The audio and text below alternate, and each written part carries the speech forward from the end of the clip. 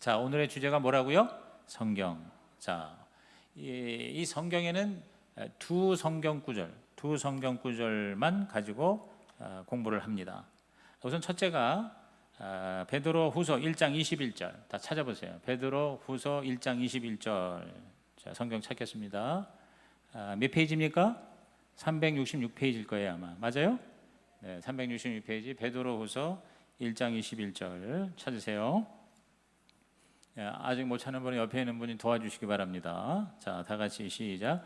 예언은 언제든지 사람의 뜻에서 나온 것이 아니라 사람들이 성령에 이끌려서 하나님께로부터 오는 말씀을 받아서 한 것입니다. 자, 여기 예언이라는 말이 나와요. 거기다가 동그라미 치세요. 자, 베드로후서 1장 21절에 말하는 이 예언이란 과연 뭘 말하는 걸까? 여기서 말하는 이 예언 바로 뭐냐면요, 성경이에요. 성경, 하나님의 말씀이에요.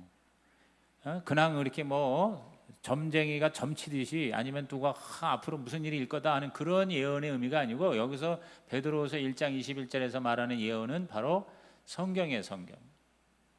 자, 예언이라는 단어 자체를 한번 살펴보겠어요. 예언이라는 단어의 사전적인 의미는 신탁. 들어보셨어요? 신탁이 뭐예요? 신탁은행이요? 신탁. 신탁은 말 그대로 신이 부탁했다 그 말이요. 하나님이 예언자에게 야, 이거를 좀 가서 얘기해라라고 뭔가 메시지를 줘요. 그걸 신탁이라고 그래. 그래서 그리스 로마 신화 같은 데 보면은 신탁이라는 말을 많이 해요. 그렇죠? 상당히 어려운 단어예요, 이거 신탁이라는 말이. 이게 뭐냐면 신이 부탁을 했어. 신이 맡겼어. 메시지를 맡겼어요. 그래서 이 예언이라는 것이 하나님이 우리에게 말씀을 맡았기 때문에, 예언 활동이라는 거는 점쟁이가 점치듯이 미래에 무슨 일이 일어날 거다 이거 얘기하는 게 성경적인 기독교에서 말하는 예언이 아니에요. 하나님의 말씀을 대언하는 거예요. 말씀을 대변하는 것. 시작. 말씀을 대변하는 거예요. 그러니까 하나님이 주신 말씀을 받아서 그거를 사람들에게 말하는 게 예언이지, 마치 미래에 어떤 일이 일어날까. 물론 그 하나님이 맡기신 그 부탁하신 말씀에는 미래에 무엇이 일어날까 하는 그런 얘기도 있어요. 포함되어 있어요. 그러나 사실은 그렇게 많지 않아요. 하나님의 말씀을 목장이라는 건 구역에서, 여러분들이 여러분의 구역이나 또 교회 학교나 아니면 뭐 이런 이제 소그룹에서 이런 데서 하나님의 말씀을 내가 대변한다 그러면 그게 예언 활동하는 거예요. 물론 이거는 성령의 은사 중에 예언의 은사하고는 또 구별이 될 수 있겠지. 그러니까 넓은 의미의 예언이라는 것은 바로 하나님의 말씀을 내가 전달하는 거예요. 대변하는 거예요. 그러니까 가장 대표적인 행위가 뭐예요? 설교죠. 그러니까 오늘 여러분이 주일 예배 때 제가 담임 목사로서 여러분에게 설교를 한 게 뭐냐면은 예언 활동이에요. 이게 예언한 거예요. 꼭 뭐 어떻게 될 거다, 그거 미래에 대한 그러한 의미의 예언이 아니에요. 이 프로페팅은 그 이제 foretell이라는 말이 있어요. foretelling, 그냥 미리 일어날 걸 얘기한다는 foretelling이 아니고, 이 prophecy는 바로 뭐냐면 대변해서 얘기하는 거예요. 대신해서 얘기하는 거예요. 그냥 스피치예요, 스피치. 그래서 이 성경은 바로 뭐냐면 하나님의 말씀을, 하나님이 부탁하신 말씀을 사람이 적어놓은 것이, 그게 바로 성경이라는 거죠. 그게 바로 여기서 말하는 예언이에요. 그러니까 여기서 예언은 언제든지 사람의 뜻에서 나온 것이 아니라 하는 말은, 성경은 언제든지 사람의 뜻에서 나온 것이 아니라 사람들이 성령에 이끌려서, 근데 이것이 개역 개정판에는 성령의 감동을 받아서 그랬어요.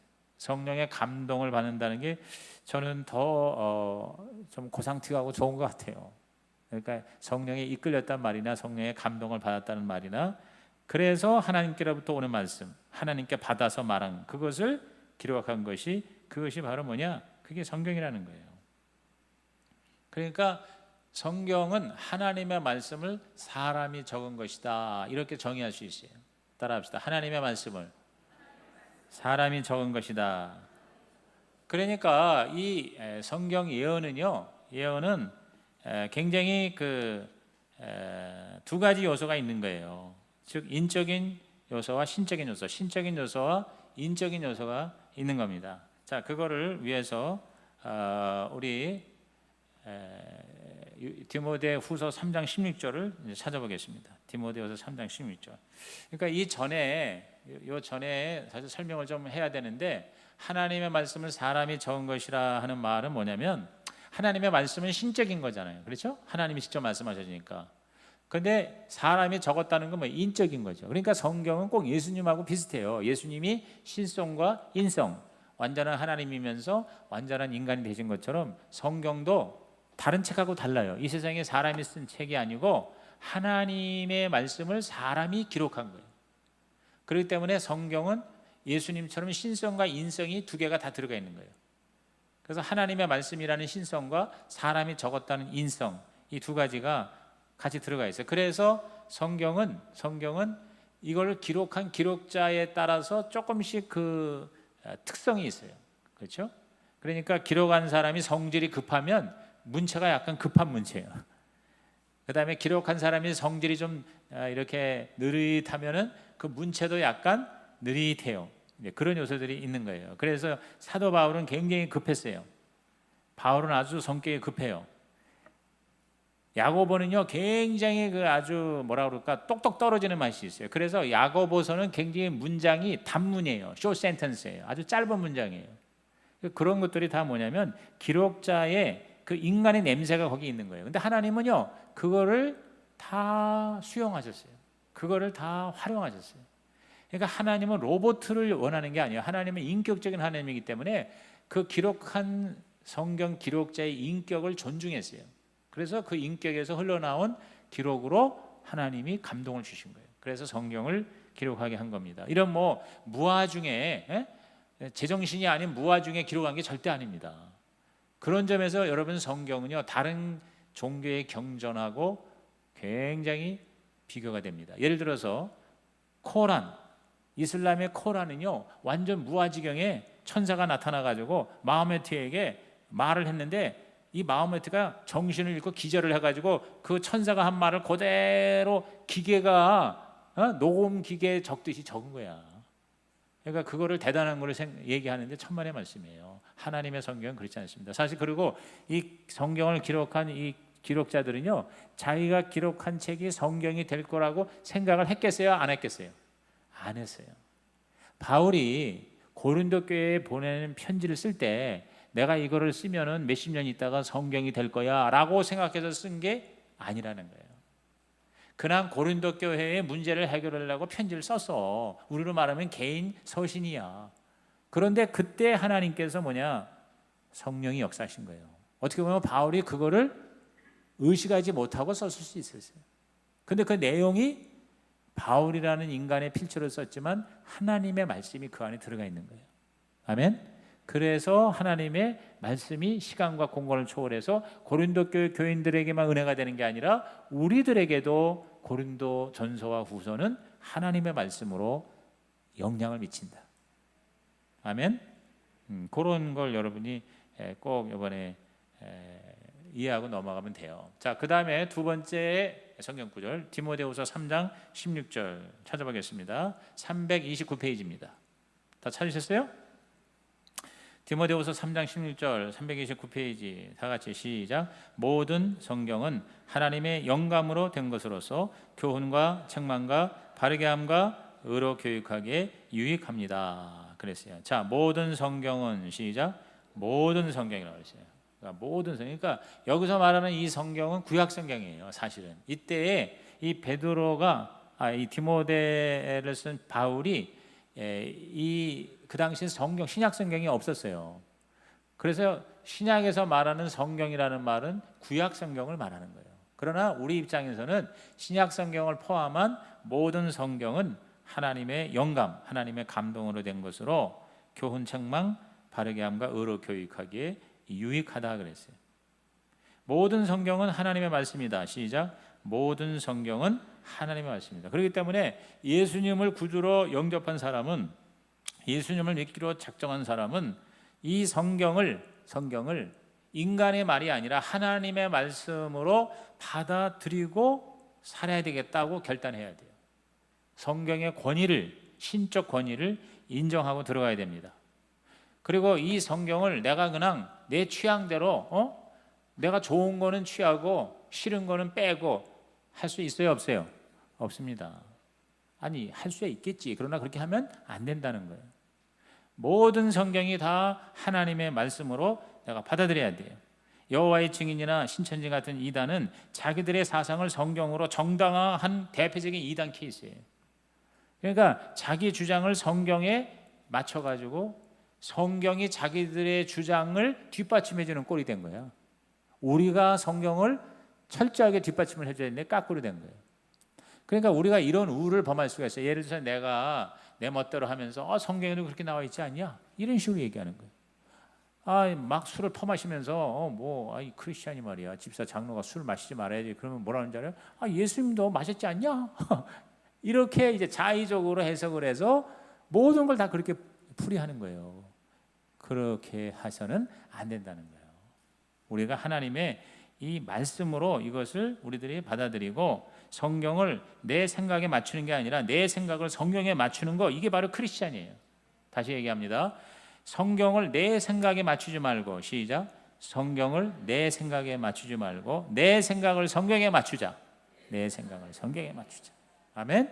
그러면 점점 우리는 예수님을 닮아가는 거예요. 점점 우리는 예수를 잘 믿는 것이 되는 거예요. 그래서 이 성경은요 하나님의 말씀이다. 자, 이거 모든 성경은 하나님의 말씀이에요. 그리고 이 성경은 모든 부분이 뭐라고 했냐면 유익하다 그랬어요. 하나님의 말씀이 됐는데 경전이라기보다는 어떤 경험이 유익한 책이다. 자, 경전은 경전이죠. 기독교의 경전이 성경인 것은 사실이에요. 그런데 이 경전이라고 하는 게 단지 교리 또는 꼭 믿어야 할 신조라기보다는 우리의 삶에 실질적인 영향을 미치는, 그리고 우리의 삶에 유익이 되고 저와 여러분의 인생에 플러스가 되는 아주 실용적으로 좋은 책이다. 그렇게 받아들이라는 거예요. 여러분, 세상에 위대한 책들 많죠. 철학책, 문학책, 그렇죠? 대단한 책들 많아요. 그런데 그 책들이요, 읽고 듣고 이렇게 토론하기는 좋은데 실제로 살아보면은 별로인 경우가 많아요. 그리고 또 살아볼 수가 없어. 그냥 사변에, 그냥 사상의 유희 비슷한 거지 실제 내 삶에 그것을 내가 실천하면서 살기가 사실상 불가능한 게 굉장히 많습니다. 사실 수많은 위대한 철학자들이요, 자기가 연구하고 발표하고 또 자기들이 말한 대로 살지 못하는 경우가 얼마나 많은지 몰라요. 마르크스 그 레닌주의도 그래요. 마르크스가 그렇게 노동자를 위해서 평등의 공산 사회 어쩌고 했는데요, 마르크스가 자기 사업을 하면서 자기 직원들 월급을 뺏어 먹은 게 한두 개 아니래. 그거를 안 줬대. 임금 체벌이야. 임금 체벌. 응? 니체가 말이야 어쩌고 저쩌고 하는데, 니체는 정신병자가 돼서 정신병자. 밤에 잠을 못 자고 불면증 환자. 그래서 대개 보면은 철학자들 중에서 하나님을 제대로 믿는 철학자 빼고는 다 제정신이 아닌 것 같아. 내가 가만히 보면은. 글 쓰는 거라든가 그 말하는 거 가만히 보면은요. 여러분, 해밍웨이가 그렇게 위대한 문학자였죠. 해밍웨이 하면은 대단하잖아요. 여러분, 입에다가 엽총을 놓고 자살을 했어요. 자기가 자기를 이기지 못하는 거예요. 진정한 사랑을 못하는 거예요. 해밍웨이가 와이프만 한 5-6번 이혼했어요. 그게 뭡니까? 바로 그대로 살기가 어려운 거예요, 세상의 책은. 그런데 성경은요, 말이 안 되는 것 같은데도 살아보면은 기가 막히게 좋은 축복이 다가온다. 할렐루야. 성경에 말이 안 되는 것 같은 게 얼마나 많아. 야, 누가 뺨때기를 때리는데 왼뺨을 치고도 오른뺨을 돌려대. 여러분, 이거 세상에서 말하는 말도 안 되는 얘기예요. 그런데 실제로 그렇게 하면 놀라운 결과가 나타난다는 거지. 오리를 가려 하거든 십리를 가라, 이런 거예요. 그렇죠? 그 다음에 살려면 죽어라. 그런 얘기를 하는 거예요.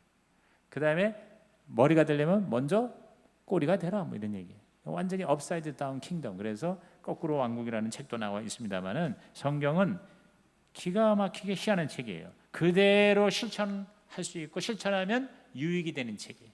한번 따라합시다. 성경은 그대로 실천하면 유익이 됩니다. 아멘. 그게 중요한 거예요. 성경 지식이 뭐 많고 없고 이런 거보다도요. 그리고 이 성경은요, 진짜 내가 예수님을 믿고 그리고 하나님 뜻대로 살려고 하는 사람에게는요, 너무 성경은 유익하고 재미있고 신나고 그리고 흥미진진한 책이라는 거지. 이게 중요한 게 이게. 그러니까 오늘 여러분이 이 성경에 대해서 다시 한번, 그래서 성경은 신학책이라기보다는 요리책에 가깝다는 거예요. 요리책. 여러분, 자, 요리책이 우리 주부에게 또는 내가 요리를 잘하려고 하는 사람에게는 요리책이 재밌을까요? 재미없을까요? 재밌어요. 그런데 저같이 요리를 별로 관심이 없어. 나는 내가 재미가 없어. 그냥 몇 가지 뭐 하는 거지. 내가 무슨 요리를 잘하고 싶어가지고 뭐 요리 학원에 다니고 뭐 요리하는 거를 연구하고 하는 거는 나는 재미가 없어. 나는 자전거가 재밌어. 그러니까 자전거에 관한 책은 내가 뭐요? 관심이 있어요. 근데 요리는 내가 관심이 없어요. 자, 골프를 참 좋아하는 사람은 골프 책이 흥미가 있겠어요? 없겠어요? 흥미가 있어요. 그런데 아내가 골프를 안 치는데 남편이 계속 골프 책을 가지고 들고 다니면서 막 열심히 보고 아내 보고 여보 당신 이거 얼마나 재밌는지 몰라. 당신도 한번 봐. 그러면은 와이프가 아 그래요? 아유 나도 재밌어 라고 골프 책을 읽을까요? 아니면 아닐까요? 아니지. 예. 정말 남편을 말이야 너무너무 사랑해가지고 전도하려고 말이야 싫은데도 그냥 좋은 척하는 뭐 그런 쇼는 할 수 있을지 몰라. 그러나 재미가 없어요.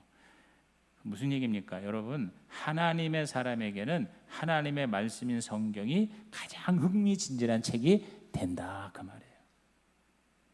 왜? 그게 나한테 필요하니까. 필요가 없으면 재미도 없잖아요.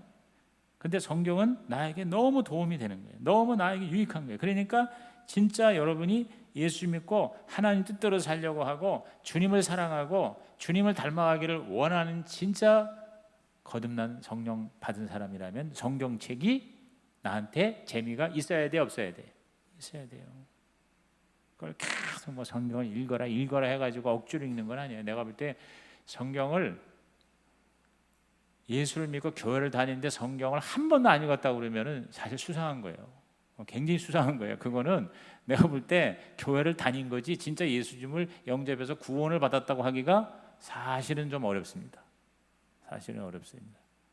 물론 성경을 안 읽는다고 그래서 구원을 못 받는다 이렇게 얘기할 수는 없어요. 왜냐하면 구원의 조건이 아닙니다. 성경 읽기나 뭐 새벽기도나 뭐 전도나 봉사나 그걸 해서 구원을 받는다? 그러면 그거는 성경의 가르침이 아니에요.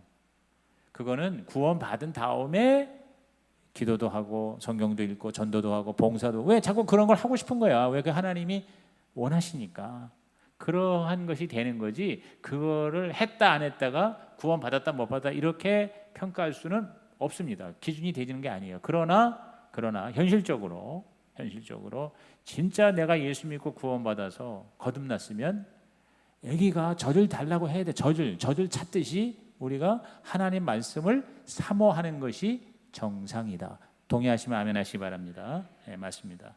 그리고 이 성경을 통해서 우리가 유익이라는 말은 뭐냐면요. 성경을 통해서 꼭 그렇게 뭐 어떤 신앙적인 영적인 그런 차원만 아니라 우리의 삶의 지혜가 성경에서 굉장히 많이 말씀해 준다는 거예요.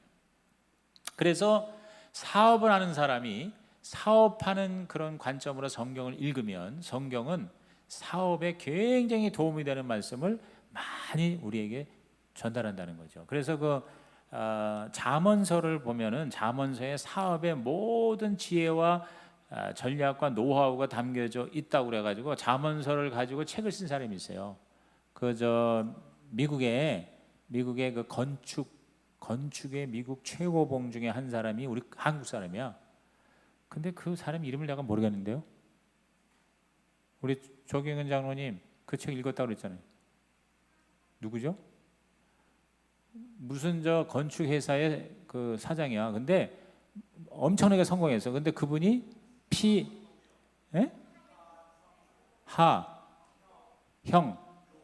하영록 맞아. 하영록. 그 책 제목이 뭔데?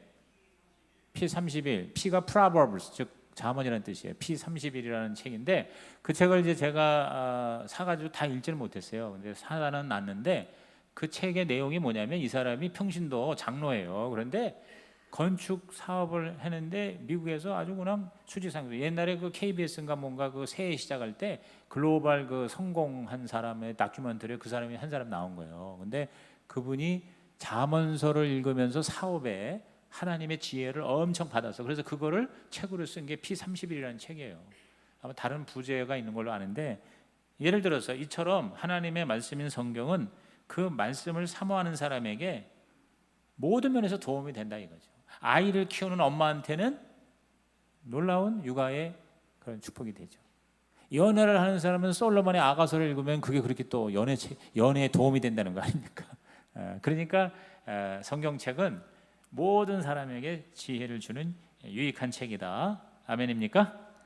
자, 그렇게 성경에 대한 거를 우리가 이제 전체적으로 보고, 이제 성경의 내용을 요건 이제 간단히 정리하는 걸로 합시다. 우선 구약이 몇 권이죠? 39권. 구약은요 주전 400년에 39권이 정경으로 완성됐어요. 구약 성경의 오늘과 같은 형태가 된 거는 주전 400년경이에요. 그래서 성경의 구약은 첫째가 율법서 5권이죠. 모세오경. 그 다음에 역사서 12권입니다. 역사서. 그 다음에 시가서 5권입니다. 시가서. 그리고 나머지 책 예언서입니다. 대예언서, 소예언서 이렇게 돼 있어요. 한번 따라합시다. 율법서, 역사서, 시가서, 예언서. 자, 그러면 이게 무슨 책들인지 여러분의 성경책 맨 앞부분 보면은 거기에 구약 전서하고 목차가 나오죠? 자, 목차가 나오는데 한번 보세요. 자, 율법서는 뭐냐? 창세기부터 출애굽기, 레위기, 민수기, 신명기까지예요. 거기다가 율법서 이렇게 쓰세요. 5권 율법서. 창세기부터 어디까지? 신명기까지. 그래서 이것은 율법, 모세오경. 그렇죠? 그 다음에 역사서는 여호수아부터 표시를 하세요. 여호수아, 사사기, 룻기, 사무엘, 기상하, 열왕기, 상하, 역대지, 상하, 에스라, 느헤미야, 에스더까지. 자, 이 에스더까지가 이게 바로 역사서예요.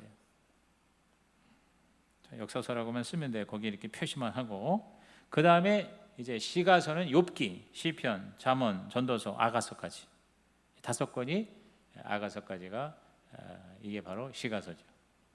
그 다음에 나머지 책이 다 예언서예요.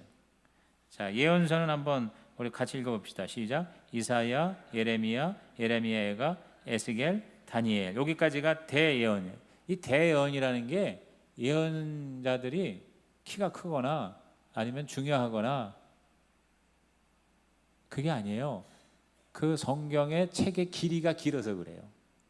성경의 길이가 길어서. 그러니까 그 중에 예레미야, 애가는 좀 짧죠. 그러니까 거의 예레미야, 애가는 예레미야라는 이제 대예언자예요. 그 다음에 호세아, 요엘, 아모스, 오바다, 요나, 미가, 나훔, 하박국, 스바냐, 학개, 스가랴, 말라기. 여기까지가 소예언자. 이거는 그 예언서 내용이 짧다. 그래서 소예언이라는 거예요. 어쨌든 예언서는 이사야서부터 말라기까지예요. 그래서 거기를 예언서 이렇게 쓰세요. 자, 그러면 저기 지금 앞에 스크린을 보세요. 자, 스크린을 보면 자, 지금 얘기한 우리 구약의 율법서 따라합시다. 율법서 잘 들려요? 이거 잘 들려요? 예. 그 다음에 창세기부터 신명기죠. 역사서 여호수아에서 에스더까지죠. 시가서 욥기에서 아가서까지죠. 예언서 이사야에서 말라기까지예요. 그래서 주전 400년에 완성됐어요.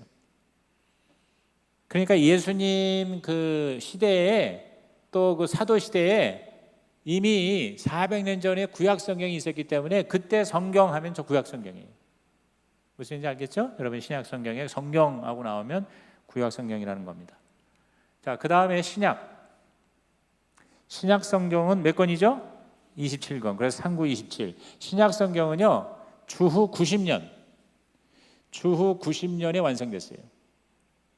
그러니까 예수님 태어나고 100년 안에 1세기 안에 신약 성경이 오늘의 27권 형태를 가지게 되었다는 거예요.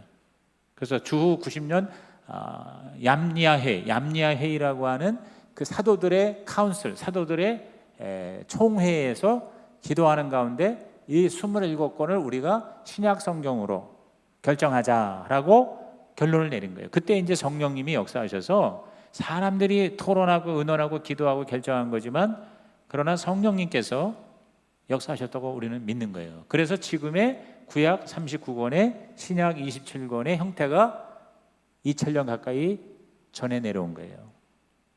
그러니까 지금 저와 여러분은 하여튼 성경도 완성된 형태예요. 교회도 거의 완성이라기보다는 교회가 이미 전 세계적으로 이렇게 딱 책에 잡혀 있죠. 찬송가도 지금 다 있죠. 지금 이 찬송가 여러분 들여다보면요, 다 100년, 200년 전에 대부분 90% 지은 거예요. 그러니까 초대교회는 이런 찬송가도 없었어요. 그리고 또 지금 저와 여러분은 교리적으로 신학적으로 얼마나 2000년 동안 그냥 토론하고 의논하고 싸우고 이 교리 때문에 사람도 죽고 그랬어요. 삼위일체론, 예수님의 양성론, 신성이냐 인성이냐, 신성만 있다 인성만 있다, 이래가지고 이거 가지고 피 터지게 싸운 거예요, 우리 학자들이. 그래가지고 지금은 거의 다 거의 완벽한 상태에서 우리는 예수를 믿게 되니까 얼마나 감사해요. 그리고 아까 설교도 했지만 예수 믿는다고 누가 잡아갑니까? 우리 예수 믿는다고 돈을 더 냅니까? 그러니까 정말 우리는 너무 편하게 예수를 믿는 거야, 편하게. 그러니까 옛날에 예수 믿으면 죽는 시절에 비하면 지금은 예수 믿는 게 솔직히 말해서 명함도 못 내미는 거예요, 사실은. 또 한편으로는요, 또 영적인 그런 퀄리티 면에서는 너무 이렇게 편안하니까 제대로 예수 믿는 사람도 사실은 쉽지가 않아. 그런 점에서는 또 우리가 약점이 될 수 있어요. 그러나 전반적으로는 우리는 너무너무 지금 럭키한 사람이에요, 럭키한 사람. 우리 옆에 있는 분들한테 당신은 정말 행운합니다. 당신은 정말 행운합니다. 그 중에서도 여러분이 오늘 저하고 같이 이 생명의 삶을 이 공부하는 거는, 이거는 더 행운해요. 우리 옆에 있는 사람한테 당신은 더 행운합니다. 이제 6주 후에 이제 얼마나 남을까 지켜보겠습니다. 내가 볼 때 지금 오늘 6주 차인데 4번 빠지면 다 탈락이잖아요. 그러니까 지금 이미 탈락한 사람들, 탈락하는 걸 내가 즐거워하는 건 절대 아닙니다. 너무 가슴 아파요. 그런데 너무너무 101명이 등록했는데 101명 다 가야 되는데, 근데 벌써 20-30명 벌써 위기 가운데 있어. 그러니까 그냥 다 포기해버려. 근데요, 참 머리가 좋은 사람은 나는 졸업장 안 받을 거야, 나는 숙제 안 하고 그냥 앉아만 있을 테니까 나 건들지 마 하는 사람이 몇 사람 있어요. 굉장히 스마트한 사람이야. 그 졸업장 받아야 뭐해? 근데 받아야 돼요, 사실은. 앞으로 여러분이 목자로 임명을 받으려면 받아야 돼. 그거 없는 사람은 그냥 목자 옆에서 도와주는 사람을 하시기 바랍니다. 그러니까 이렇게 출석해 주는 것도 이게 굉장한 헌신이에요. 출석도 헌신이다. 시작. 출석도 헌신. 이렇게 앉아서 여러분이 빈자리를 채우는 것만 해도요, 굉장히 저한테는 위로가 되고 힘이 돼요. 그 마음을 아시고 몇 분은 전혀 숙제를 안 하면서도 지금 열심히 참석하고 계세요. 정말 스마트한 분들이에요, 내가 볼 때. 뭐 얘기다 여기가 나오냐면, 그 다음에 이제 신약 성경은요, 첫째가 따라합시다. 복음서. 자, 여러분 이제 다시 이제는 신약 성경의 그 다음 바로 뒷페이지가 신약전서의 목록입니다. 자, 신약전서의 목록을 보시고, 자, 복음서가 뭐냐면 마태, 마가, 누가, 요한까지죠. 그렇죠? 4개요. 4개. 복음서가 4개예요. 그 다음에 역사서, 사도행전, 그리고 편지서, 말이 좀 이상해요. 서신이에요, 서신. 그리고 예언서. 서자라고 하려니까 서 그랬는데 복음, 역사, 편지, 예언 이렇게 돼 있어요. 자, 그래서 요 내용이 복음서는 마태복음부터 요한복음이에요. 마태, 마가, 누가, 요한 4개죠. 그렇죠? 그런데 이 사복음서는 말입니다. 이 사복음서는 왜 복음서가 하나만 있으면 됐지 왜 4개나 썼어 하고 우리가 의아할 때가 있어요. 저도요, 처음 예수 믿고 성경을 읽었는데 내가 마태복음을 읽다가 졸다가 해야 돼. 왜냐하면 마태복음 읽는데만도 한 몇 달 걸렸어. 그 마태복음을 읽고 나가지고 이제 다 읽은 줄 알고 이제 마가복음을 읽었더니 이게 또 같은 얘기가 또 나와. 그래서 이건 뭐야 이거. 그러니까 조금씩 다르긴 한데 똑같은 얘기가 또 나와. 그래가지고 툴툴거리면서 끝까지 읽어서 그나마 다행히 마가복음은 짧아. 16장이야. 마태복음 28장 가지고 헤매는데 마가복음은 16장이야. 그래서 야, 이제 괜찮다고 했더니 누가복음을 읽었더니 이건 더 길어. 더 길 뿐만 아니라 또 얘기가 또 나와. 똑같은 얘기가. 나 그래서 아니 참나 하나님 우리 갖고 놀리나, 이 바쁜 세상에 그냥 한 권으로 압축을 해서 하지 왜 이게 세 권이 다 똑같아.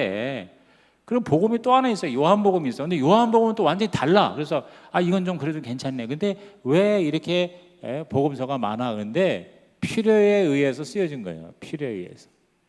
첫째가 기록을 남겨야 할 필요성이 있어요. 여러분, 이 예수님의 제자들이요, 예수님이 이제 승천하신 다음에 성령 받고 교회 세우고 이제 전도를 열심히 한 거예요. 전도를 열심히 했는데 예수님이 곧 오실 줄 알았어. 그러니까 그냥 계속 그냥 예수님 만난 이야기, 예수님한테 들은 거 기억해가지고 계속 입으로만 얘기했어. 이걸 구전이라고 그래요. 구전, 입구자, 전할 전자. 그러니까 입으로 말한 거를 계속 전해서 이게 뭐 10년, 20년, 30년까지는 이게 통하지. 그런데 그렇게 입으로 말하는 사람이 지금 죽어 나이가 먹어서 죽든가 아니면 순교해서 죽거나 그러면은 그 머릿속에 있는 거 죽으면 어떻게 해요? 다 날아가는 거예요. 그렇잖아요. 다 날아가는 거예요. 제가요, 내가 어떤 분 얘기를 들었는데 어느 그 훌륭한 목사님, 지난번에 그 오카는 목사님도 그렇고 이렇게 돌아가셨잖아. 그 돌아가셨는데 장례식장에서 어떤 분이 그런 얘기를 하는 거예요. 자기는 정말 이렇게 많은 사람에게 도움을 주고 공부도 많이 하고 정말 그렇게 훌륭한 사람이 돌아가시면 딴 거는 안 아까운데 그 머리가 아깝대. 그래서 그게 뭔 소리냐 했더니 그 머릿속에 있는 모든 지식이 저 사람 죽으니까 다 날아가는 거예요. 그래서 그 머릿속에 있는 내용이 제일 아깝다는 거지. 그 뭐 육체 이런 거는 뭐 다 이게 노쇠해가지고 볼 것 없는데 머릿속에 들은 그 지식과 경험과 그 모든 그 입에서 나오는 그 말씀이 제일 아깝다는 거예요. 그 사람이 없으니까 다 없어졌어.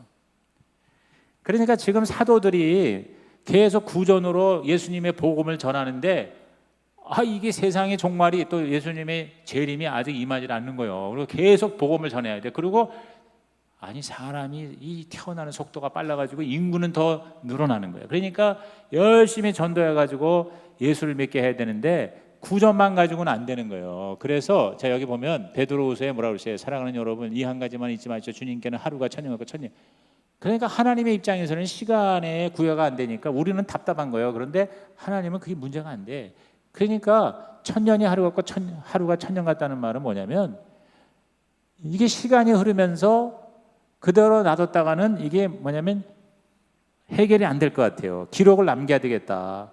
그렇게 해서 기록의 필요성 때문에 결국은 이제 성경을 기록을 한 거예요. 그래서 이제 마태가 죽기 전에 자기가 예수님의 제자였잖아요. 그러니까 그동안의 걸 다 기록한 거예요. 또 마가는 마가대로 기록을 했어요. 그 다음에 누가는 누가대로 기록을 한 거예요. 누가는 사실 예수님의 직접 제자가 아니었어요. 사도 바울하고 같이 동역한 분이 누가잖아요. 사도행전을 기록했잖아요. 사도행전 기록하고 나서 누가복음 기록. 그러니까 누가는 마가 기록한 거를 참고를 해서 또 기록을 한 거야. 그런 식으로 이제 기록을 했는데 또 한 가지는 오해를 풀기 위한 필요성 때문에 기록을 한 거예요. 이게 무슨 얘기냐면 사람들이 그냥 이렇게 구전으로만 전하니까 제대로 이것이 전달이 안 되는 거예요. 그리고 중간에 자꾸 빼지거나 더해지는 경우가 있을 수 있어요. 그리고 또 사람들이 말입니다. 굉장히 오해를 하는 거예요. 예를 들어서 기독교에 대해서 어떤 오해를 하냐면 성찬을 하면서 뭔 소리를 하는 거 했더니 이들이 모여가지고 그 다음에 또 핍박을 받으니까 몰래 숨어서 모였을 거 아니에요. 숨어서 모여가지고 성찬하는데 이것은 내 몸이 이것은 내 살이라 했더니 어떤 소문이 나는 거 아니? 기독교인들은 사람을 잡아먹는데 인육을 먹는데 이것은 내 몸이니 먹어라. 이것은 내 피니까 마셔라. 여러분 그것만 들으면은 이거 보통 문제가 아니잖아요. 그렇죠? 그 다음에 또 어떤 오해가 있는 거 아니 이 기독교인들은 모여가지고 서로 형제자매래. 형제자매. 이거 근친상간하는 집단 아니야? 이렇게 오해를 하는 거예요. 그러니까 이런 오해들을 해결하기 위해서 사도들이 성경을 기록해야 했던 거예요. 그래서 사복음서를 비롯한 신약을 기록했는데 그런데 왜 아까 제가 얘기했지만 복음서가 왜 이렇게 여러 개냐? 강조점이 다르다는 거예요. 자, 마태는 유대인을 위해서 쓴 거예요. 그래서 메시아이신 예수, 시작. 메시아이신 예수예요. 마태의 주제는 메시아이신 예수, 유대인의 왕이신 예수예요. 그러니까 마태는 유대인들을 위해서 자기 동족을 위해서 마태가 쓴 거예요. 반면에 마가는 마가는 로마 사람을 수신자로, 로마 사람을 대상으로 쓰면서 능력의 예수예요. 능력의 예수. 그러니까 이 마가복음은 바로 로마 사람들은 굉장히 실용적이거든요. 그러니까 그런 실용적인 뭔가 잘하는, 그래서 인간으로서 또 하나님으로서 마가복음에 아주 압축을 해가지고 예수님이 하나님의 위대한 아들로서의 능력을 보여주는 겁니다. 그 다음에 누가복음은 인간 예수예요. 인간 예수. 헬라 사람들은 굉장히 그 인간적이잖아요. 휴머니즘이잖아요. 그래가지고 인간 예수, 사람의 아들이신 예수를 생각해서 쓴 거예요. 그래서 이 세 복음은 내용이 거의 비슷해요. 약간의 수신자와 그 다음에 또 주제가 조금 다르지 사실 내용은 거의 비슷해요. 그런데 요한복음은 세계인 전체의 사람들을 대상으로 쓴 겁니다. 그래서 하나님이신 예수 또는 하나님의 아들이신 예수. 그래서 신성을 강조한 책이에요. 신성을. 그래서 이 책을 나중에 이제 예수님이 그 계시록에 보면은 예수님의 형상이 네 가지 생물로 표현이 됩니다. 그러니까 에스겔서나 계시록에 보면은 네 가지 생물이 나와요. 그 네 가지 생물인데 첫째 생물이 뭐냐면 뭐예요? 자, 요거 다시 들어갈게요. 이 마태복음을 상징하는 동물이 누굴까요? 네 가지 생물 중에 사자. 이 성경대학 공부한 사람들 기억해 보세요. 사자요. 그래서 사자복음이라고 그래. 그 다음에 마가복음은 뭐예요? 에? 마가복음은 네 가지 생물 중에 어떤 생물로 나와요? 네? 송아지예요. 송아지, 실용적인 송아지. 누가복음은 뭐냐? 누가복음은 사람 복음이에요. 사람 복음. 그래서 예수님의 인성. 요한복음은 독수리 복음이야. 독수리. 그래서 이 계시록에 보면 네 가지 동물이 나와요. 사자 나오고, 그 다음에 소가 나오고, 송아지가 나오고, 사람이 나오고, 독수리가 나와요. 뭐 그건 그렇게 중요한 건 아닌데요. 각각 그렇게 이 수신자와 이 주제가 조금씩 다른데, 그 중에서도 이 복음서에 보면은 복음서에 마태, 마가, 누가 이 세 복음서는 공통점이 있어서 공간복음이라고 그래요. 따라합시다. 공간복음. 공간복음. 그러니까 말 그대로 관점이 같아. 공간복음이야. 그래서 예수님에 대해서 스토리가 거의 비슷한 게 많아요. 그런데 요한복음은요, 증거판이에요. 요한복음은 마태, 마가, 누가를 쓴 다음에도 한 10년, 20년 있다가 사도 요한이 거의 죽기 직전에 요한계시록하고 요한복음하고 요한일서, 2서, 3서를 기록한 거예요. 그래서 앞에 있는 책을 다 참고로 해서 전혀 다른 차원으로 마태, 마가, 누가를 좀 더 보강을 했다고 해야 되나? 증거판으로 쓴 것이 바로 이 요한복음입니다. 그래서 성경이, 신약 성경이 이렇게 결국은 됩니다. 그 다음에 역사서가 사도행전이고요. 딱 하나입니다. 편지서는 로마서에서 유다서까지 21권입니다. 편지서가 제일 많아요. 서신이 제일 많아요. 그 다음에 예언서는 한 권이죠. 요한계시록입니다.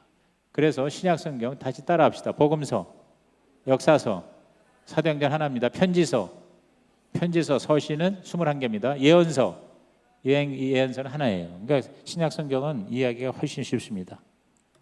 이렇게 해서 우리 성경 3927 구약 성경과 그 다음에 신약 성경으로 되어 있는데, 마지막으로 한 가지 여기서 보충해 줄 게 뭐냐면요, 이 성경이 정경화, 다시 말해서 오늘의 27권의 정경으로 된 데는 조건이 몇 가지 있어요. 왜냐하면 지금 우리는 27권 신약 성경을 27권으로만 보는데, 가톨릭에서는 외경이라는 게 있어요. 외경이 있고 또 위경이 있어요. 위경. 이건 뭐냐면 약간 짝퉁이에요. 짝퉁. 근데 우리 개신교에서는 외경을 인정하지 않아요. 그래서 이 성경이 말 그대로 정경이 된 그러한 그 이유가 세 가지예요. 세 가지를 가지고 정경으로 이제 정한 거예요. 첫째가 누가 써느냐? 그러니까 사도성을 본 거예요. 사도들이, 예수님의 직계 제자와 사도들이 쓴 책을 우선 정경에 넣습니다. 그 이후에 뭐 마리아가 쓰기도 하고요. 뭐 저 뭐야 그 죽었다 살아난 그 나사로가 쓰기도 하고 그래서 쓴 사람이 많아. 그런데 예수님의 직계 제자와 사도가 썼느냐. 두 번째는 뭐냐면 시기 누가 썼느냐와 함께 언제 썼느냐. 그래서 주후 100년 이전에 쓴 책, 주전 100년. 그래서 대개 신약 성경의 그 기록은 예수님이 돌아가신 이후 20년에서 40년 사이에 쓴 겁니다. 예수님이 돌아가신 게 한 30년 돼요. AD 30년쯤 되죠. 그러면 예수님 돌아가시고 한 20년이면 AD 50년이 되죠. 50년에서 80년 정도까지 그 한 2, 30년 동안에 쓴 책들을 구약 성경의 정경으로 하자 하는 그런 조건을 기준을 그렇게 이제 삼은 거예요. 그리고 마지막 세 번째는 갑자기 나타난 책이 아니라 원래부터 기독교 공동체에서 수많은 사람이 회람을 하고 받아들이고 인정을 받았던 책이냐 아니냐, 이거를 가지고 기준으로 삼아서 성경을 정경화했다 하는 거, 우리 그 정도까지만 이해하시면 되겠습니다. 자, 10분 쉬겠습니다. 지금부터 10분은 뭐예요? 하나님이에요. 하나님. 자, 이제부터 이제 삼위일체 하나님 본격적인 건 조직신앙 내용이 이제 들어가는 거예요. 지금까지는 우리가 우리의 상태, 죄의 문제, 하나님의 사랑, 그래서 하나님 앞에 회개하고 믿고 그 다음에 거듭나고 그 다음에 구원의 확신을 얻어서 또 신앙생활을 하면서 성장하면서 이제 성경까지 왔잖아요. 이제부터는 이러한 기초를 가지고 우리의 믿음의 대상과 그 다음에 그 믿음의 중요한 관계를 하나씩 정립해 나가는 건데, 그 첫 번째가 따라합시다. 하나님. 자, 이 하나님에 대해서 자, 영어로는 God is more, God is some more. 이제 이렇게 영어로는 하나님은 뭐다, 누구다 이렇게 얘기할 수 있고, 아니면 우리말로 하나님은 뭐뭐뭐이시다. 이렇게 세 가지만 오늘 공부하고 끝내는 거예요. 그러니까 하나님을 여러분이 세 가지로 이해하면 우리 신앙생활에 이 삶 공부에 굉장히 도움이 된다는 겁니다. 자, 그래서 첫째가 바로 뭐냐? 자, 세 가지가 요한복음 4장 24절, 요한일서 1장 5절, 요한일서 4장 8절만 가지고 공부하는 거예요. 그러니까 항상 이 삶 공부는 너무 많은 성경 구절을 다 이렇게 찾는 게 아니고 과목당 한 3개에서 4개거든요. 그래서 첫째가 요한복음 4장 24절 다 찾으시기 바랍니다. 요한복음 4장 24절 몇 페이지죠? 142페이지. 자, 142페이지 다 찾으셨죠? 마태, 마가, 누가, 요한 이렇게 나갑니다. 다 같이 읽습니다. 시작. 하나님은 영이시다. 그러므로 하나님께 예배를 드리는 사람은 영과 진리로 예배를 드려야 한다. 이건 누가 말씀하셨나요? 이 말을 누가 했어요? 예수님이 하셨죠. 예수님이 하셨어요. 이건 누구한테 얘기하면서 얘기하셨어요? 예? 요한복음 4장의 배경, 성경대학 출신, 성경대학 반장, 사마리아 우물가의 여인, 우물가의 여인을 예수님께서 만나시고서 대화하는 중에 하신 말씀이에요. 여러분, 그 요한복음 4장의 배경을 보면은 예수님께서 일부러 사마리아로 가셨어요.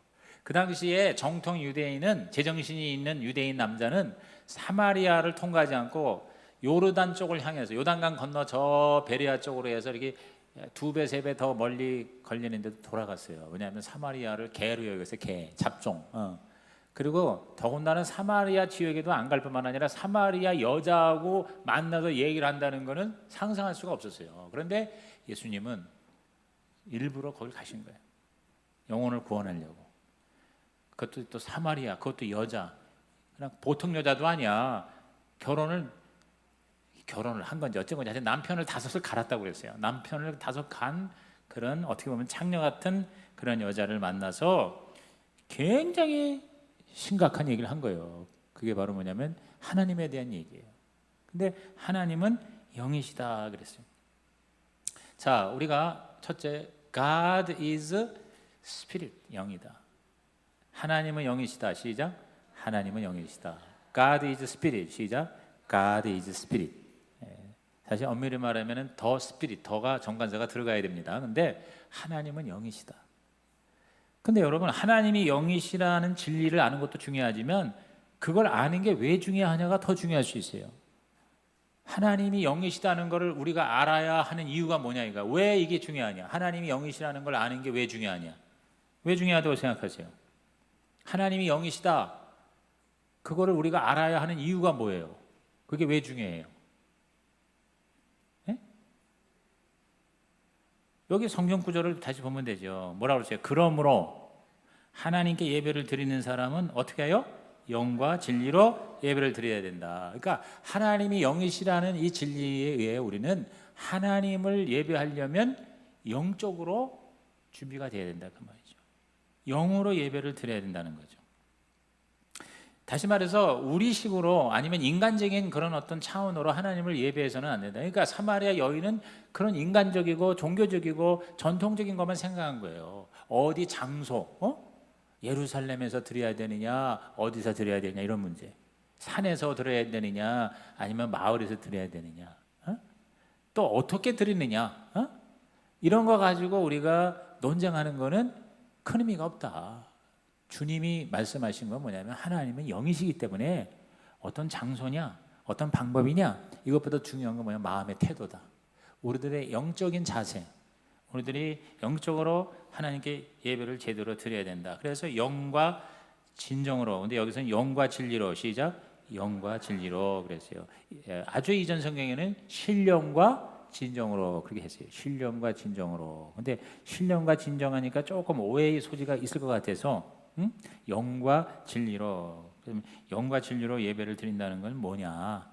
이건 굉장히 그 영적으로 성령의 인도하심을 받아서, 그리고 진리로라는 건 뭐냐면 내가 정말 가식이 아니라 진정성을 가지고, 또 다른 말로 말하면 하나님의 진리를 따라서 예배를 드려야 된다. 이제 그런 의미로 하나님을 영이라고 설명을 하신 거예요. 그러므로 저와 여러분이 영과 진리로 진정으로 예배를 드리려면요, 그 무슨 말이냐면 바로 여기 나와 있는 대로 외형이 아니라, 마음의 외형이 아니라 우리의 진정성을 가지고 예배를 드려야 합니다. 예를 들어서 영과 진리로 예배를 드린다는 거는요, 기도를 만약에 내가 하나님께 드린다 그러면 기도를 어떻게 드려야 할 것이냐, 바로 믿음으로 드려야 돼요. 이 기도를 내가 드린다는 건 하나님이 계시다는 걸 믿는다는 거고, 내 기도를 하나님이 들으신다는 것을 믿는다는 거고, 기도를 하면 반드시 응답이 된다는 것을 믿는다는 그런 개념이죠. 만약에 우리가 예배를 드릴 때 영과 진리로 마음으로 드린다는 건, 찬양이라는 건 뭐냐, 찬양은 진심으로 간증이 되도록, 그 찬양이 나의 신앙 고백이 되도록 진심으로 그 가사대로 내가 살아가고 또 살아갈 것이며 또 살고 있다는 그런 자세로 드리는 거고, 헌금을 드릴 때에도 헌금을 다른 마음으로 드리는 게 아니에요. 헌금 얼마 드리냐는 액수가 중요한 게 아니라 감사함의 표현으로 헌금을 드려야 된다. 헌금은 하나님께 감사의 표시다. 이게 이제 영과 진리로 예배를 드리는 의미고요.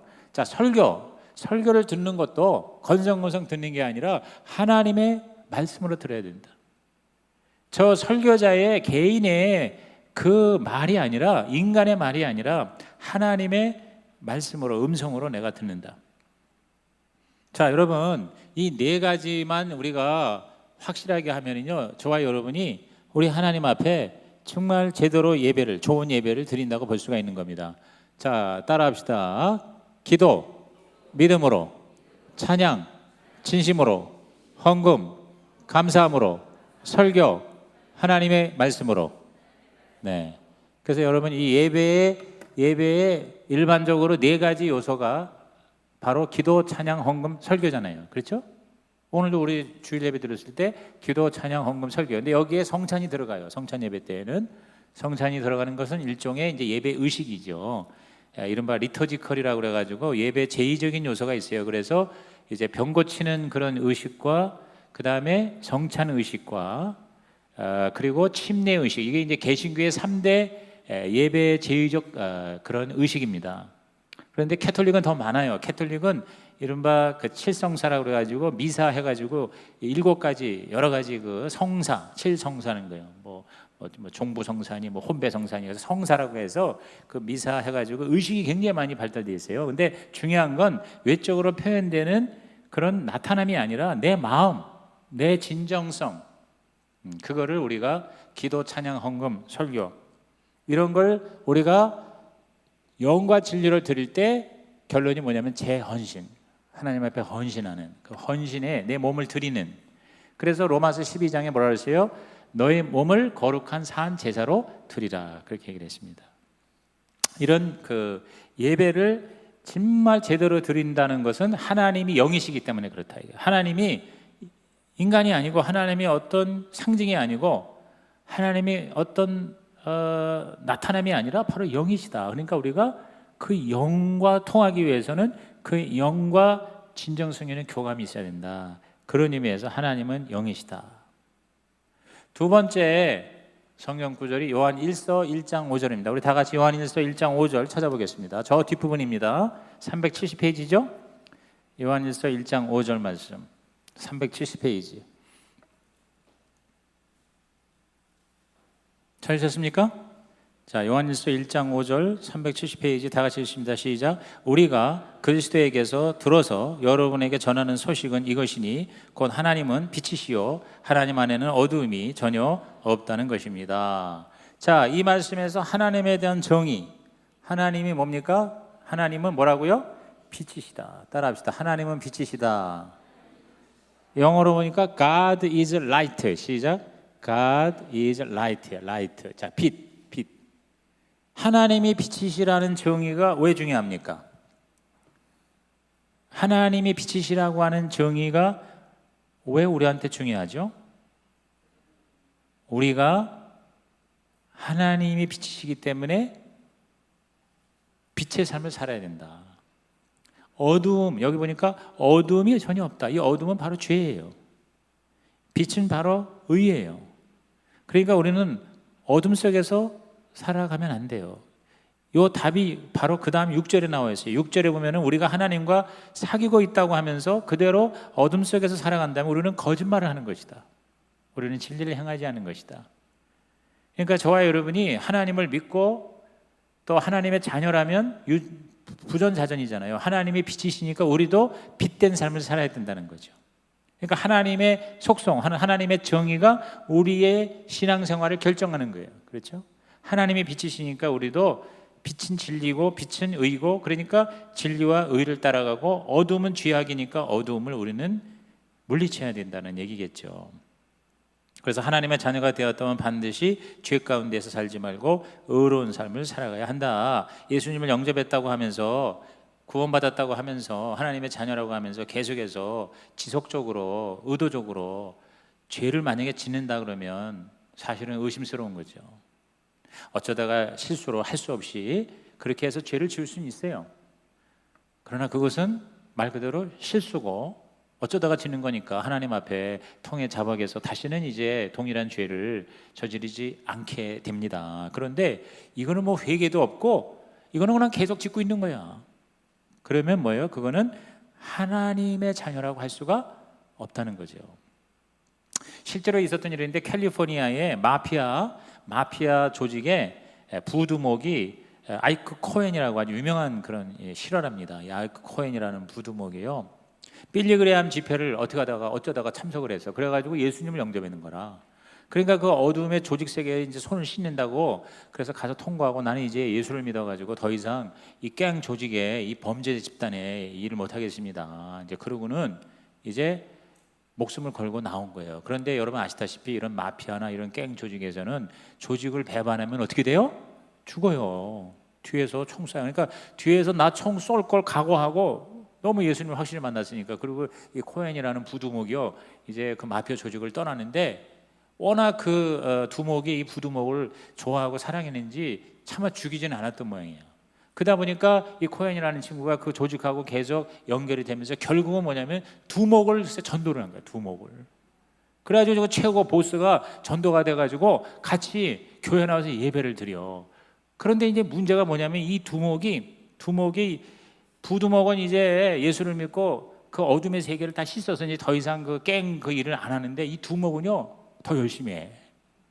더 열심히 마피아 그 일을 하면서 막 이제 가가지고 위협하고 총질하고 막 뺏어가고 그래. 그래서 이제 상담을 이제 부두목이 어떻게 해가지고 그 이제 캘리포니아의 예수 믿는 목사님들 지도자들하고 어떻게 어렵게 이 두목을 이제 두목 크리스찬을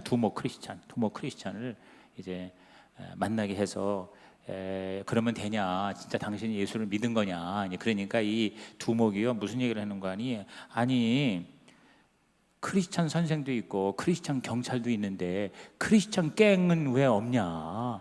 크리스찬 갱도 있어야 되지 않냐? 그러니까 나는 예수 믿는 나는 마피아. 아이고 뭐 무슨 문제냐? 그랬다는 거예요. 말이 돼요, 안 돼요? 말이 안 돼요. 그 두목이 구원을 받았을까요, 안 받았을까요? 내가 볼 때는 안 받은 거야. 어쩌다가 이제 그 자기 부두목이 너무 좋으니까 또 가만히 생각해 보니까 또 크리스찬도 되면서 또 이 갱을 해도 괜찮을 것 같아. 왜냐하면 또 이렇게 포장도 되니까. 아마 그렇게 생각했던 것 같아요. 제가 볼 때. 여러분 하루 아침에 변화될 수는 없을지라도 점점 가면서 점점 우리는 뭐요? 옛날의 죄의 악습을 끊어버려야 돼요. 조금씩 나아져야지. 나아지지 않고 그대로 있거나 더 나빠지면 하나님의 자녀를 할 수 없어요. 왜? 어둠 속에 계속 걸어갈 수 없습니다. 구원을 받으면 내가 빛이 되기 때문에 예전의 삶이요 불편해지게 되는 거예요. 여러분이 예수 믿었는데 예수 믿고 나는데도 계속 술자리가 너무너무 나는 즐겁고 행복하다 그러면 조금 이거 곤란한 겁니다. 그게 불편해야 돼. 술자리가 불편해야 돼. 예수 믿은 사람이 술자리에 가서 희식낙낙하는 거는 이 something wrong. 이게 잘못된 거예요. 불편한 거예요. 저도요 사실은 저는 어렸을 때부터 예수를 믿었으니까 나는 솔직히 내가 술을 먹어보지 못했어요. 지금도 나는 소주를 어렸을 때 우리 아버지가 아주 그냥 진짜 술을 좋아하시는 분이었거든요. 우리 아버지가요 술은 진짜 대단한 분이었어요. 근데 술 먹었다면 고주망태가 돼가지고 다 집어던져요. 그래가지고 우리 그때 마포에 도매상을 했는데 돈통이 있어요. 돈통. 그거 미군 부대에 가서 그 탄약 그거 담는 깡통이 있어서 옛날에는 그걸로 돈통을 많이 했어.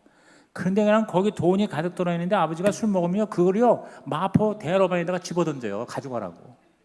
그래가지고 그냥 우리가 시겁한 적이 한두 번이 아니라고. 그 돈을 하루 종일 모은 돈을 다 집어던지고. 그리고 우리 아버지가 원래 착한데 술만 들어가면요 얼마나 무서운지 몰라요. 내가 지금도 기억해. 우리 막내 동생 데리고 우리 아버지하고 같이 어딜 갔냐면은 낚시를 하러 가서 어느 그 개천을 갔는데 그런데 시골길을 가는데 이 버스에 사람을 얼마나 태우는지 이 뒷좌석에 앉았는데 그냥 밀어넣으니까 애가요 거기 껴가지고 막 죽는다고 그러는데도요 그냥 계속 사람을 몰아넣는 거야. 이게 이제 휴일이었는지 어쩌는지. 그러니까 우리 아버지가 화가 나가지고 아니 사람 죽는다 고반 태워라 말이야.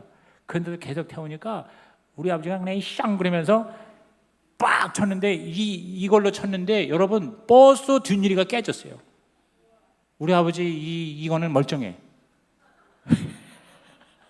여기 멀쩡한데 여러분 그 대형 버스 뒷유리 창이 깨진다는 건 망치로도 잘 안 깨져. 근데 그게 그냥 나간 거야. 그래가지고 내가 지금도 잊을 수가 없어. 그게 깨지니까 그 시골의 신장로가 포장도 안 되는데 그 먼지가 얼마나 많아. 그러니까 이게 버스를 가다가 섰다 하면 온 먼지가 다 그 깨진 유리창에서 다 들어와가지고 그래가지고 막 사람들이 막 불평을 하고 누가 어떤 놈이 그냥 창문 깨서 그랬더니 우리 아버지가 야 이 자식아 내가 깼다 임마 이렇게 나오는 거야. 이게 말이야 사람은 이게 살리는 거야 죽이는 거지 그러면서 그러니까 또 그 버스 운전사는요 그 뒷유리 깼다고 이건 물어내라는 거예요. 분명히 그렇게 나오겠지. 그러니까 우리 아버지가 아니 사람 잡는데 사람을 죽여놓고 물어내래? 그러면서 그 버스 차고까지 갔어. 우리가 내가서 그때 낚시는 못하고 고기는 못 잡고 그냥 나는 죽겠는 거야 이것 때문에. 이게 그냥 어린 그때 초등학교 내가 뭐 6학년인가 5학년인가 그런데 그냥 우리 아버지가 그때 그래도 예수를 믿는 걸 내가 알고 있는데 어째 이래. 그래가지고 그냥 차고에 가가지고 그 사장 그 여객사 사장하고 한바탕 난리를 쳐가지고 사장에 빌었다니까 제발 가십시오. 안 물어줘도 되니까 가십시오. 우리 아버님이 그런 게 있어요. 그런데 뭐 얘기다 얘기하느냐 술. 근데 저는 그때 아버지가 술을 먹는다고 그랬는데 나도 한 잔 먹었는데 내가 어렸을 때 초등학교 1, 2학년 때 내가 술 먹은 경험은 너무 소주가 쓰다는 거예요. 쓰다는 거. 이건 독이다. 이거 먹을 바가 못 된다. 그때 이후로 나는 내 입에 소주를 댄 적이 있어요 없어요? 누가 알아? 뭐 되는지 안 되는지. 근데 어쨌든 소주는 내가 안 먹었고 막걸리도 먹은 적이 없고 맥주는 먹어봤어요. 근데 맥주가 별로 맛이 없어. 내가 맥주 좋아하는 게 뭐냐면 독일의 마르츠 비어라고 그래가지고 독일의 알코올 프라이 맥주가 있어요. 근데 여자들 애들도 먹는 맥주가 뭐냐면 굉장히 맛있어. 세영호 집사님 마셔봤어요? 아니 마셨다고 그래도 괜찮아.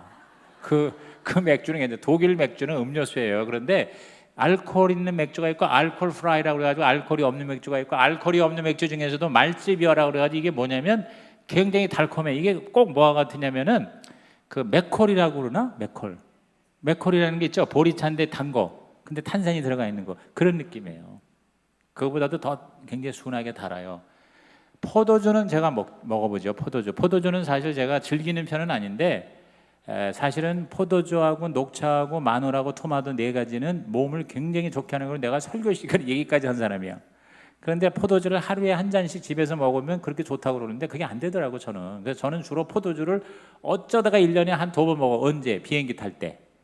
비행기 타가지고 이제 오면은 음료수 주고 뭐 포도주 드시겠어요? 그러면은 이렇게 둘러봐. 우리 교회는 없지. 그러면 이제 그냥 한 잔 주세요. 그것도 백포도주는 먹을 줄 몰라. 적포도주. 그것도 물어봐. 내가 어떤 게 달콤해요? 달콤한 거 주세요.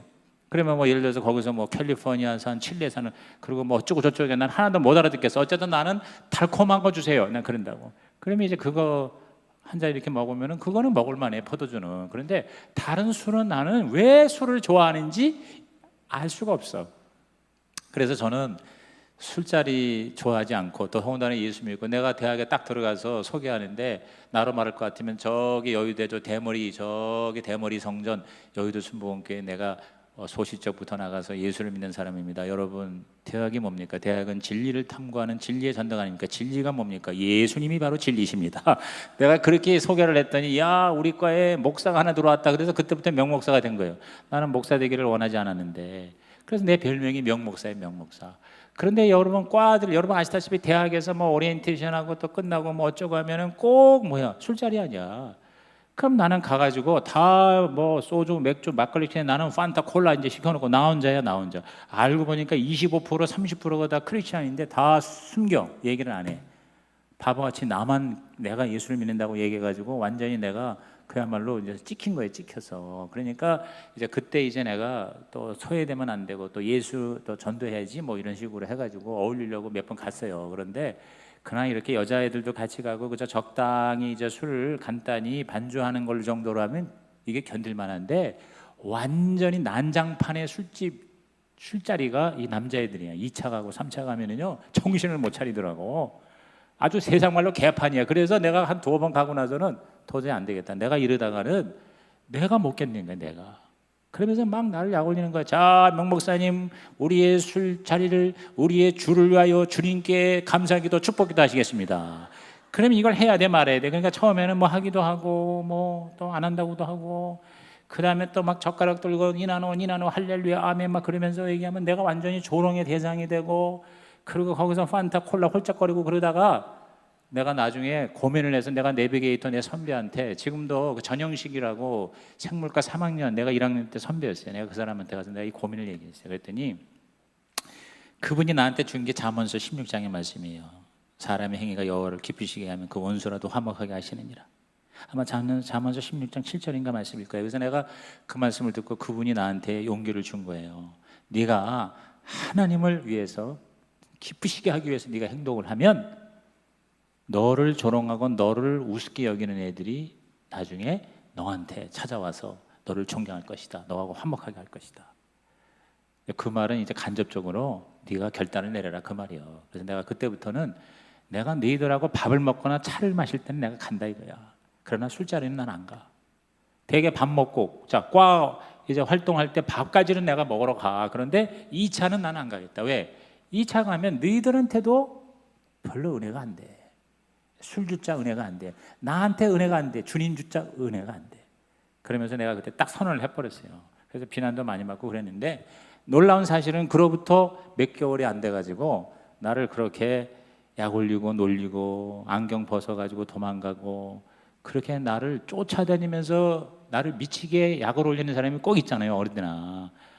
아주 내가 진짜 몇 번이나 싸우려고 그랬어요. 근데 그걸 꾹꾹 참고 그러고 견뎠는데요, 결국은 그 친구가 나중에 나한테 와서 울면서 자기의 고민을 얘기하더라고.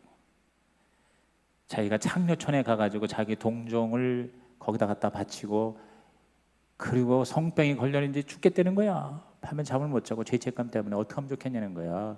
누구한테 얘기를 못하는 걸 나한테 와서 얘기를 해요. 그러면서 자연스럽게 전도가 되더라고요.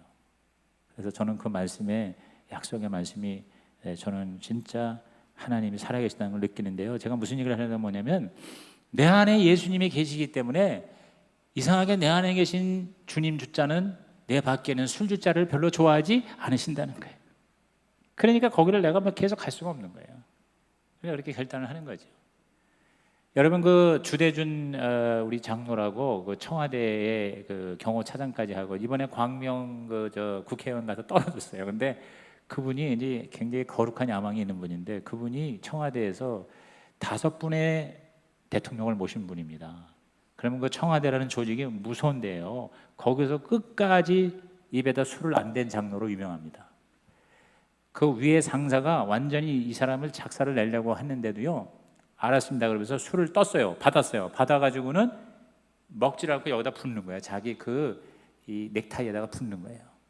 그래가지고 뭐 완전히 그 상사한테 아주 박살이 났어요. 그런데도 끝까지 모든 일에 다른 사람보다 1.5배 더 열심히 일찍 나와서 더 열심히 일하고 모든 일에 다 완벽하게 하면서도 끝까지 자기가 크리스찬의 아이덴티티를, 정체성을 술자리에서 술을 안 마심으로 그거를 결국은 이기더라고요.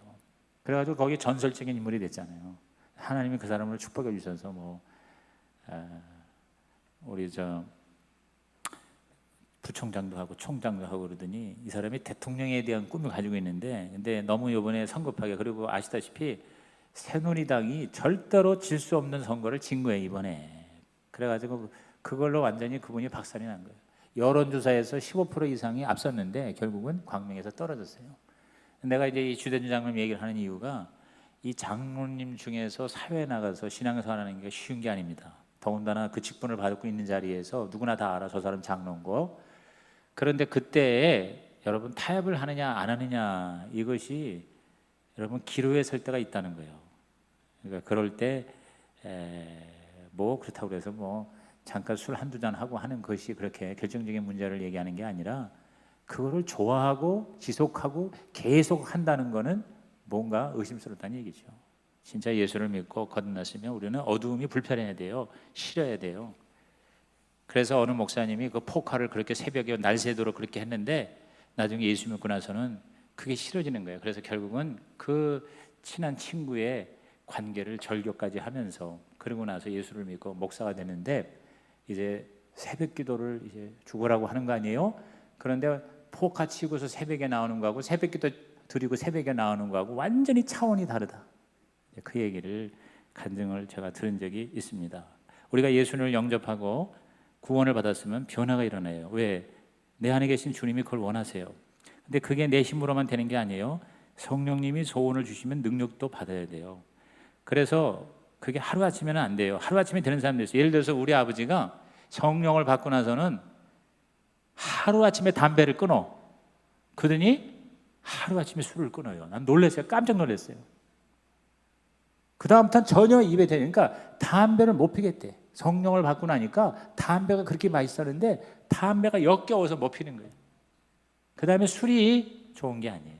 입에 안 받아요.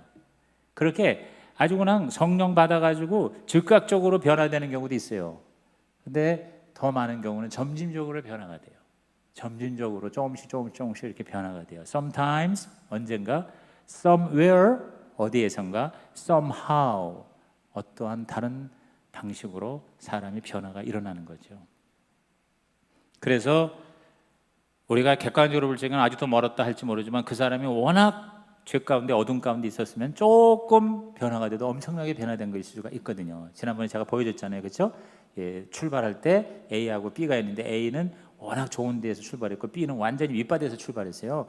B가 굉장히 많이 발전했는데도 A에 비해서 아직도 멀어 보여요. 그러나 하나님은 그거를 그대로 액면으로 보시는 게 아니라, 이 사람이 옛날에 비해서 지금 엄청나게 달라졌다는 것을 하나님은 인정해 주신다는 거죠. 그러니까 우리는 어둠에서부터 뭔가 빛으로 나가야 되는 거죠. 그러니까 우선요, 빛을 좋아하고 어둠을 싫어하게 하세요. 그리고 그 기쁨을 맛보게 하세요. 그래서 점점 더 우리가 그리스도 안에서 좋은 거를 찾아가게 하시는 거죠. 그러니까 우리 절대 이중적으로 살려고 너무 애쓰지 마세요. 그러니까 여러분이 너무 내가 하나님을 기쁘시게 해야지 그러면서 억지로 하면은요, 이게 보통 스트레스가 아니에요. 그러니까 그냥 하나님이 주신 소원 안에서 조금씩 더 이렇게 발전해 나가면 진짜 내가 마음으로 원하면 하나님이 기회를 주시고 방법을 주시고 타임을 주신다는 거죠. 그래서 여러분이 예수 믿는 게 고역이 아니라 즐거움이 되기를 주의 이름으로 축원합니다. 참는 게 아니라 누리고 즐기는 것이 되기를 주님의 이름으로 축원합니다. 그래서 저는 요새 그래서 이 성도들 옛날에는 이 내 수준과 내 그 안목에서 결정을 하는 우를 많이 범했는데, 그래서 요새는 이렇게 보고요, 야, 저 사람이 저 정도만 해도 대단한 거야 이렇게 생각하고 인정을 해주려고 굉장히 애를 많이 쓰고 있어요. 그러니까 여러분 너무 스트레스 받지 말고, 이 담임 목사가 나를 어떻게 보느냐, 늘 나에 대해서 만족을 못하는 거 아니야 하고 스트레스 받지 마시기를 바랍니다. 그저 주일 성수하시고 11조 드리시고 생명의 삶 공부하라면 공부하고 어디 가서 세미나 들으라면 듣고 좀 목자 좀 하세요 하고 하기만 하면요, 저는 최고라고 생각할 거예요. 아멘? 네, 그렇게 해주시면 하나님은 더 하실 것 같아요, 제가 볼 때. 자, 이제 마지막 말씀이 요한일서 4장 8절입니다. 자, 요한일서 4장 8절 찾아볼까요? 373페이지입니다. 373페이지 요한일서 4장 8절 말씀. 요한일서 아까 찾던 거니까 뭐 큰 어려움 없을 거예요. 다 같이 시작. 사랑하지 않는 사람은 하나님을 알지 못합니다. 하나님은 사랑이시기 때문이다. 자, 하나님은 뭐라고요? 사랑이에요. 자, God is love 그랬어요. 하나님은 사랑이다. 시작. 하나님은 사랑이다. God is love. 시작. God is love 그랬어요. 자, 처음에 God is spirit. 하나님은 영이시라고 그랬죠. 두 번째는 God is light. 하나님은 빛이시라고 그랬죠. 이제 하나님은 사랑이시다. 하나님이 사랑이시다는 것이 왜 중요해요? 아까 같이 우리가 얘기한다면, 그러니까 어떤 진리를 아는 것보다 그 진리를 우리가 왜 알아야 되느냐가 더 중요하다고 그랬죠. 하나님이 사랑이시다는 이 진리가 왜 우리한테 중요할까요? 우리도 하나님처럼 사랑하면서 살아야 된다는 거죠. 그죠? 부전자전이죠. 하나님이 사랑이시기 때문에 우리도 사랑할 수밖에 없다는 거죠. 하루아침에 안 됩니다. 그러나 아까 말한 3S. 자, 3S 기억하세요. Sometimes. 네, 따라서 하세요. Sometimes. Somewhere. Somehow. 네. 그러니까 그렇게 변화될 때가 있어요. 좋아질 때가 있어요. 그리고 somewhere, 어떤 그런 상황에서 좋아져요. 어떤 상황에서. 그리고 somehow, 어느 정도, 어떤 그 정도, 이 somehow라는 게 어느 정도라는 말의 개념이거든요. 그러니까 어떤 방법으로 어느 정도로 이렇게 달라질 수가 있다 그 말입니다. 예를 들어서 내가 누구를 미워하는 사람이 있는데 예수 믿고 나서는요, 그 미움이 언젠가 갑자기 사랑으로 바뀌어요. 그리고 내가 그 사람을 사랑할 수 없는 사람이 이상하게 불쌍히 여기는 마음이 생기게 되는 거죠. 사랑이라는 것이 결국 그것은 대단한 거라기보다는 다른 사람의 입장이 되어주는 게, 그러니까 상대방의 입장이 되어주는 것에서 사랑이 시작하는 것 같아요. 제가 보니까 내가 우리 아내를 사랑한다는 것은 딴 게 아니라 아내의 입장으로 내가 생각해 주는 것에서부터 이것이 가능해지는 것 같아요. 보니까. 그렇죠? 그러니까 이해로부터 시작해서 용서까지 가는 게 이게 바로 사랑이 아닌가. 그래서 어떻게 보면 국률인 것 같아요. 연민인 것 같아요. 불쌍히 여기는 마음으로 시작하는 거죠. 내 아내가 나한테 시집 와가지고 지난 몇십 년 동안 정말 고생만 바가지로 했구나 하는 게 어느 날 갑자기 연민의 마음으로 생각되어지면서 이제 상대방을 생각하게 되고, 그리고 뭐요? 자꾸 바뀌는 거죠. 꽥꽥거리고 분노하고 소리 지르던 게 점점 뭐요? 줄어드는 거죠. 할래다가 이거 참는 거죠. 그러면서 점점 상대방의 입장으로 이렇게 내가 바뀌는 거. 거기에 하나님이 개입을 하면 더 이게 이제 증폭이 되겠죠. 더 드라마틱하겠죠.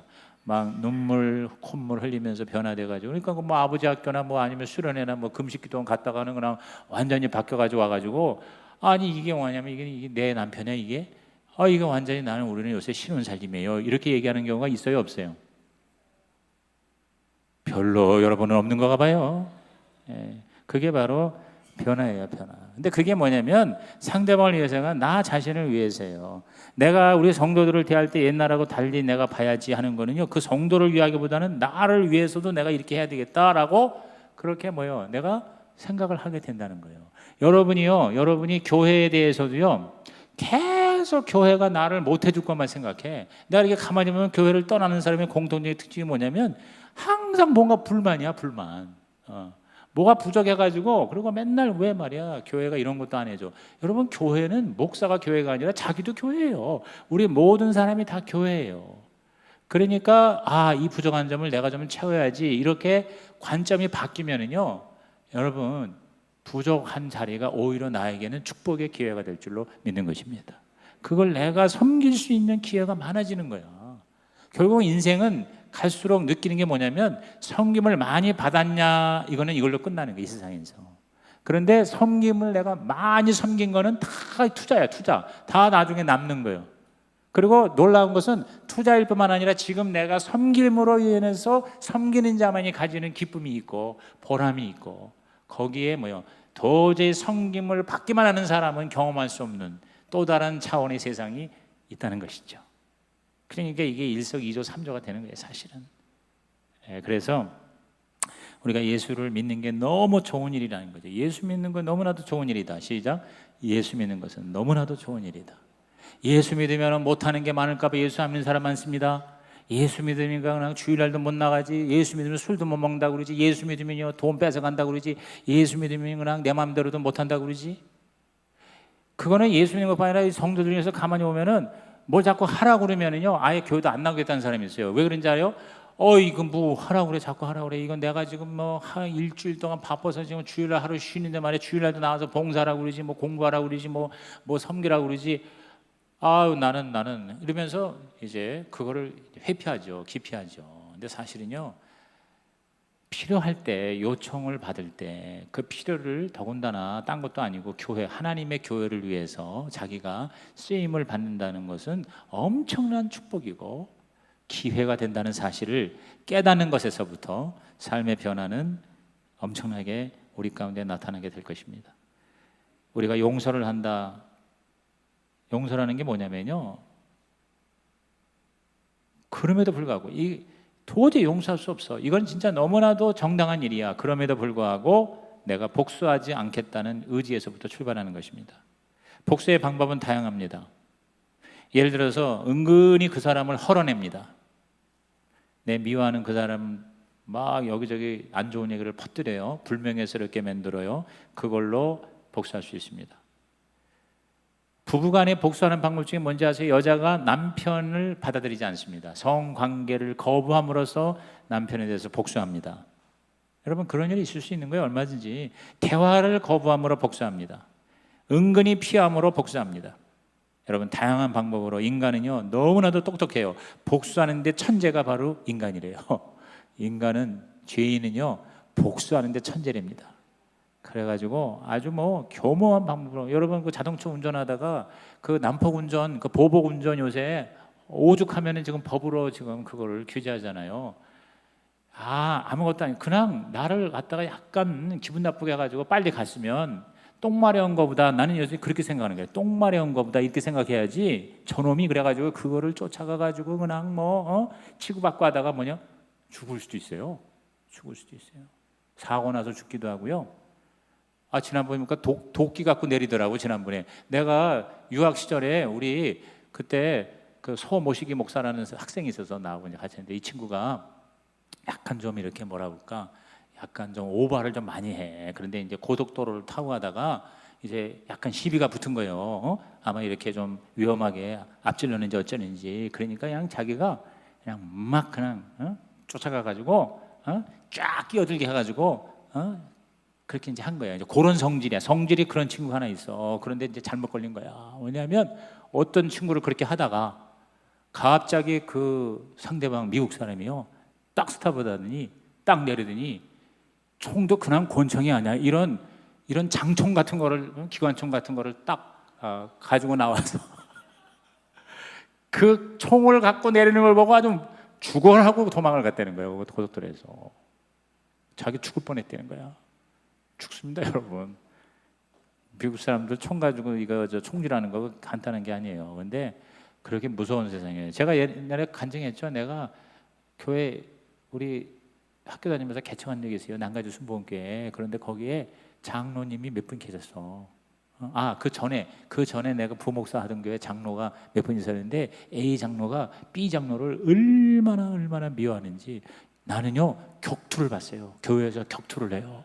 격투를 하는데 벽돌로 서로 찍으려고 그래요. 그리고 이 접이자가 이제 접이자를 가지고 들고서 치는데요. 안수 집사가 안 말렸으면 아마 살인 났을 거예요. 여러분 사람은요 예수님이 어제 내가 예수 영접 시간에 말했는데 예수님이 마음속에 형제를 미워하면 살인한 거라는 걸 나는 그때 진짜 절감했어요. 여자를 보고 음욕을 품으면 간음한다는 거 진짜 여러분 사실이에요. 그런 방법을 모르고 결과가 안 좋으니까 우리가 못하는 거지요. 안 하는 게 아니에요. 여러분 우리가 사람을 벌써 여러 명 죽였을 겁니다. 죽여도 괜찮으면. 제가 어제 예수 영접 시간에 무슨 얘기인지 아세요? 신드러 리스트 보면은요 거기 수용소 소장이요 거기 유태인들 그 수용소에서요 아침에 일어나서 커피 마시면서 3명씩 총질해서 사살합니다. 엄마와 같이 가는 아기만 조준해서 죽입니다. 몸을 푸는 거예요 하루를. 왜? 죽여도 아무 문제가 없어. 그러니까 죽이는 거야. 근데 그 사람이 옛날에는 파리 한 마리도 못 죽이던 사람이야. 근데 상황이 되면은요 누구든지 여러분 죄성은요 다 나오게 돼 있는 거예요. 그제 보니까 어느 섬 마을에 20대 여자 선생님이 혼자서 이제 자취를 하는데 밥을 먹다가 그 마을에 이장인가 뭐 같은 그 마을에 30대 40대 3명 남자들하고 같이 합석을 했는데 술을 너무 많이 먹으니까 고주망태가 된 거야 이 여자가. 그러니까 그 여자 선생님을 20대 자기 딸 같은 선생님을 자기 관사로 데리고 가가지고 거기서 3명이 다 성폭행을 했어요. 근데 그 3명 중에 2명이 바로 그 선생님의 학부모야. 선생님이 가르치는 아이의 학부모야. 아버지야. 그런데 자기 아이를 가르치는 선생님을 성폭행한 거예요. 왜? 상황이 그러니까. 할만하거든. 인간은 이렇게 구제불능이 인간입니다. 우리가 용서하는 건 뭐예요? 우리가 결심해야 돼요. 결단해야 돼요. 내가 복수하지 않겠다고 결단하는 거예요. 여러분 코리텐붐 얘기 아시죠?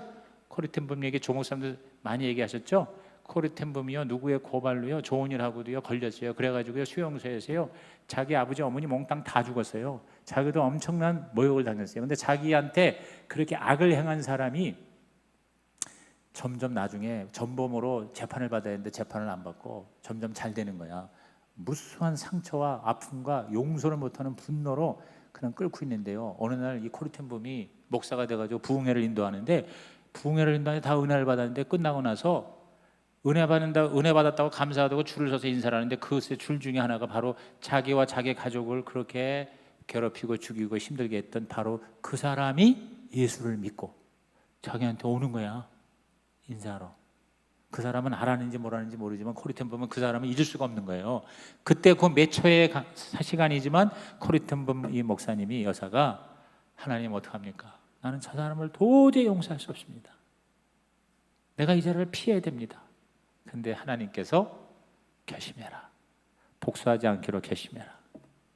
그래서 그 주님의 능력으로 그 사람을 인사를 받고 용서를 해주었을 때 하나님께서 말로도 할 수 없는 축복과 은혜를 주셨다는 거죠. 기도하시겠습니다. 하나님 아버지, 오늘 생명의 삶의 공부에 참석한 모든 성도들은 하나님 말씀으로 무장되게 하여 주시고 하나님이 영이시고 빛이시고 사랑이심으로 우리도 영적으로 하나님을 거룩하게 예배드리고 어둠을 버리고 하나님의 빛과 진리 가운데 살고 미움을 버리고 용서하고 사랑하는 삶을 살게 하여 주시옵소서. 예수님의 이름으로 기도하옵나이다. 아멘. 할렐루야. 수고하셨습니다. 2주 동안